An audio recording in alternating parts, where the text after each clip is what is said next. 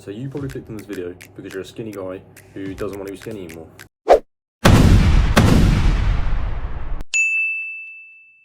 Now, a few years back, I was around 55 kg, which, as you know, is pretty light. And since then, I've tried diet plans, I've tried different foods, I've tried eating clean, dirty. What I'm trying to say is I've virtually tried everything. Now, I'm not exactly huge, but over those 2 years, I've managed to put on about 17 kilos. I think it's fair to say that I've got some experience. Now, I'll make it quick, but this video is going to be separated into 3 parts. So 1 is diet, 2 is training, 3 is just anything else basically. So first, the most important part is definitely diet. So obviously, to not be skinny anymore, we need to gain weight.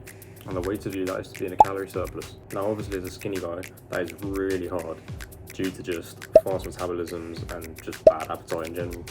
But there are ways to make it easier. The most obvious one is calorie-dense meals. And those things are exactly what you think. So, pizzas, ice cream, burgers, chicken thighs, milkshakes, the list goes on. Obviously, I know these things aren't healthy, but the thing is, as a skinny guy, you're just aiming to get calories in. Because you take this, for example, and compare it to this, they've got the same calories. But which do you think is going to be easier to eat? So for now, as you're trying to get the calories up, just stick to this. Because trust me, I've tried to bulk up the clean way, but obviously because of the higher volume, it's going to take a whole lot longer to eat and it's going to be a lot more difficult. Obviously, don't take it out of your diet, but just don't restrict yourself, basically. Now, in my opinion, this is the best tip for bulking up, and that is liquid calories. What I mean by that is just blending up your foods and drinking it, basically.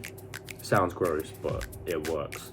So I'll put on the screen the shake that I use. Feel free to just pause it and write it down and save it for later.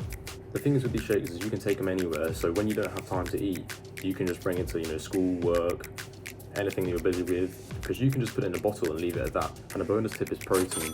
So as a rule of thumb, you want 1 gram of protein per pound of body weight. Obviously, it's still going to be hard to get these calories in, so a few tips to increase your appetite are drinking more water, which essentially expands your stomach so that you can eat more food. And another tip is just to eat faster, because the slower that you eat, the more time that your brain has to process that you're full. Now, the second topic is training.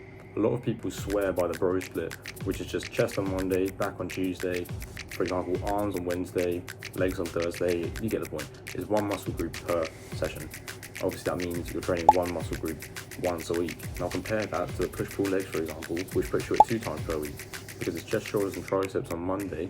Then again, it's chest, shoulders and triceps on Thursday. Second tip is lifting heavy.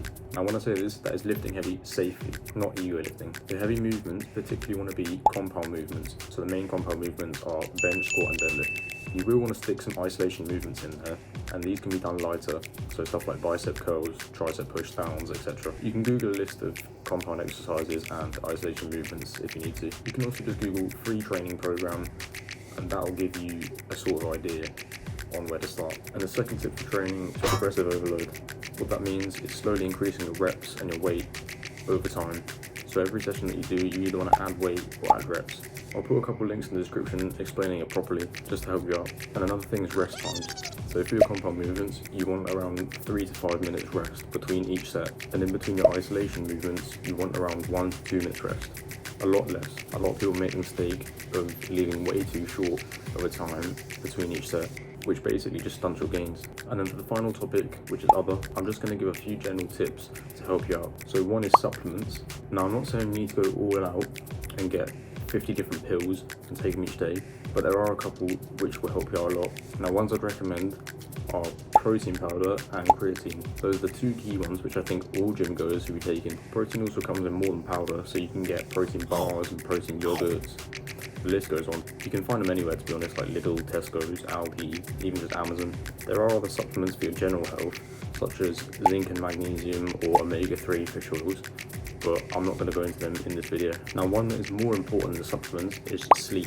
Sleep is the most important thing for just everything, not just the gym, but just everything in your daily life. The general rule of thumb is to get at least 8 hours per night.